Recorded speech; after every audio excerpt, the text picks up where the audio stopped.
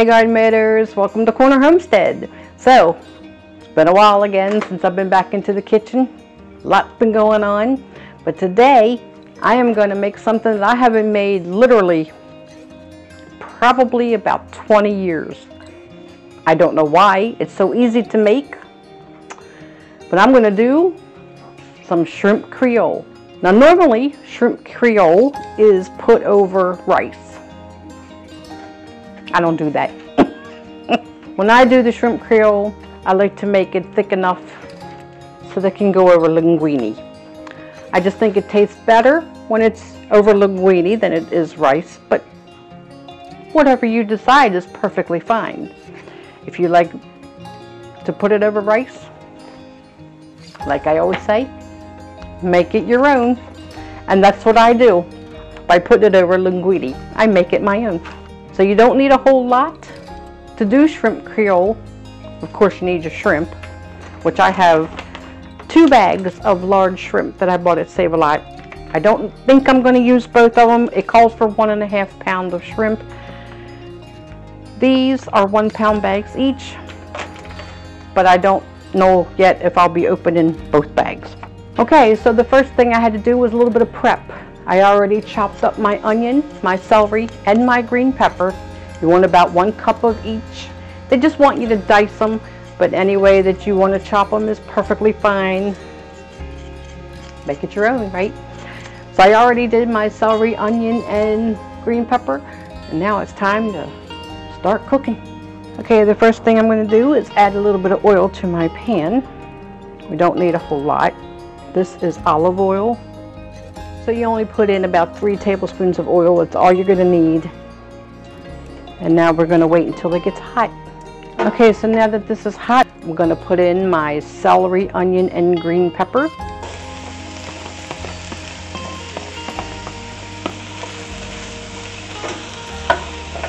We want to cook these until they're tender. And I'm going to put the lid on because that's going to help it get tender quicker. Okay, so for the tomato paste, of course I've got a can here of tomato paste.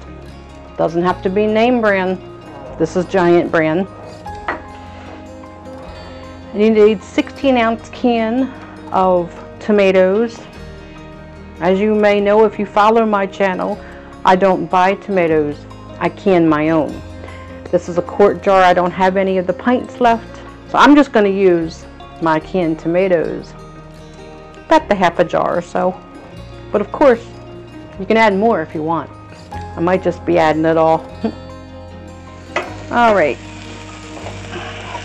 So these still have a way to go, but they are tender enough.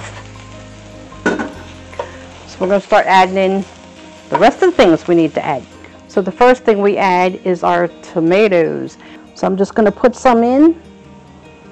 If they're too large, I will cut them up, but I think pretty much they're just going to fall apart.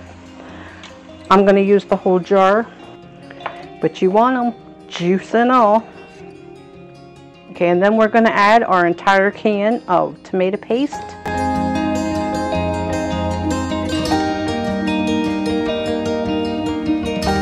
So again, if you follow my channel, you have seen me make my pots of salsa. So to this, I am also going to add a small pint of my homemade salsa. This has tomato, onion, and green pepper in it, and it just makes the perfect blend to go with this. If you don't have homemade salsa, you can entirely skip this step. It's not called for in the recipe. I just think it tastes better.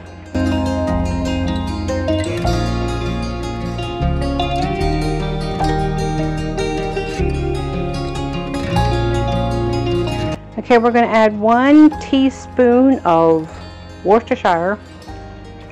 It calls for 2 cloves of garlic. I don't have fresh garlic, so I'm going to use my minced garlic. And I'm going to put 1 teaspoon of the garlic, half a teaspoon of black pepper, 1.5 teaspoons of salt. I'm going to stir it up really well. You want to lower the heat, cover it, Now it has to simmer for 30 minutes. Okay, so the recipe also calls for 1/8 of a teaspoon of Tabasco sauce. I cannot take the heat on anything. No spice for me. This will have plenty of spice just the way it is. If you like the heat, feel free to add the Tabasco sauce.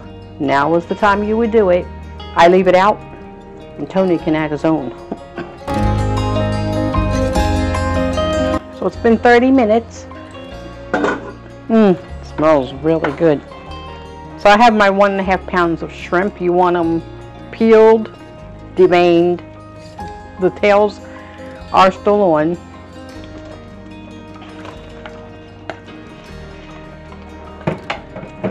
Gonna put them in. You want to cover it back up, simmer it for at least 15 more minutes. So in the meantime, I'm going to get my linguine made, but if you're going to do rice, now's the time to do it. Okay, so it has been almost 20 minutes. Oh, I wish you could smell. Oh. Now, if you feel this is a little bit too liquidy, too thin, you can take 2 tablespoons of water and mix it with 1 tablespoon of cornstarch and put it in to thicken it. I think it's going to be fine the way it is, though. I know it looks a little bit runny. I think it'll be fine. Give the sauce a little bit of a taste. That's good. But there is one thing that's going to make this better. Some Old Bay seasoning. If you don't have it, that's fine. I'm not going to measure. Just going to sprinkle it in.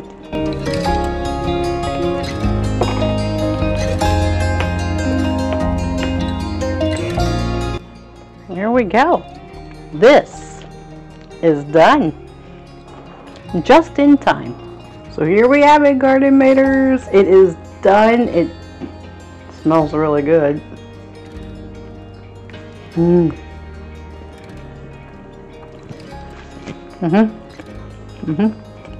It's just the way I remember. Now, these shrimp, look how small they got. They're half the size of the size I put them in, so I should have used the entire 2 pounds of shrimp. I didn't think I would need them. They're like nothing.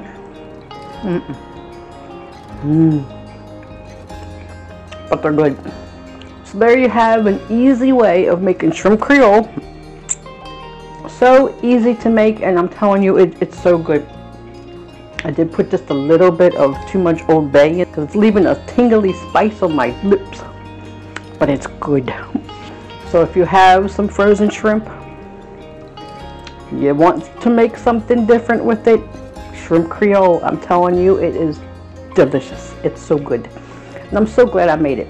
And be sure to comment below and let me know if you plan on making shrimp creole or if you have already made it, what you may do different. It's always so nice to hear from the Garden Maters. As always, it's a pleasure. If you haven't already subscribed, please do. Love to have you as part of the community. Love to watch the Garden Maters grow. So until next time, I love you all. Take care. God bless. And I'll see you on the next video.